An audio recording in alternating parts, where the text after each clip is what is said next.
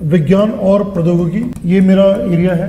दूसरा जो है यहाँ पर एनवायरमेंट इकोलॉजी, ये दो क्षेत्र जो है मैं काफी वर्षों से इसे पढ़ा रहा हूँ। मैं इसमें काफी सारी चीजें इवॉल्विंग है। पर्यावरण का क्षेत्र भी बहुत डायनेमिक एरिया है। ये दोनों के दोनों विषय जो है यूपीएससी परीक्षा में प्रीलिम्स, मेंस या इवन इंटरव्यू में इसी कॉन्टेक्स्ट में क्वेश्चंस आते हैं। Evolving areas, there are always something which evolve, ये कुछ ना कुछ इवॉल्व होता रहता है। कई नई चीजें आती हैं जो अखबार में पढ़ते हैं, न्यूज में पढ़ते हैं, करंट एस्पेक्ट में होता है। लेकिन what is very important here, you have to know the syllabus. तो दो चीजें यहाँ बहुत important. The first thing which comes the syllabus, theory part. You must be well versed with the theory part, concept, theory. Now this is mostly static. Once you understand the theory part, then you have to connect with the dynamic part. तो you have to just always keep in mind that when you are learning here, let's say one is the theory, इसमें पहला जो चीज आता है concepts आते हैं, की कॉन्सेप्ट्स। दूसरा जो है एप्लीकेशन पार्ट, क्या क्या अनुप्रयोग है वो आपको पता होना चाहिए। इसी के कॉन्टेक्स्ट में कई सारे फैक्ट्स आते हैं जो आपको याद रखना है। जब आप ये चीज को अच्छे से कर लेते हैं, when you really do this part,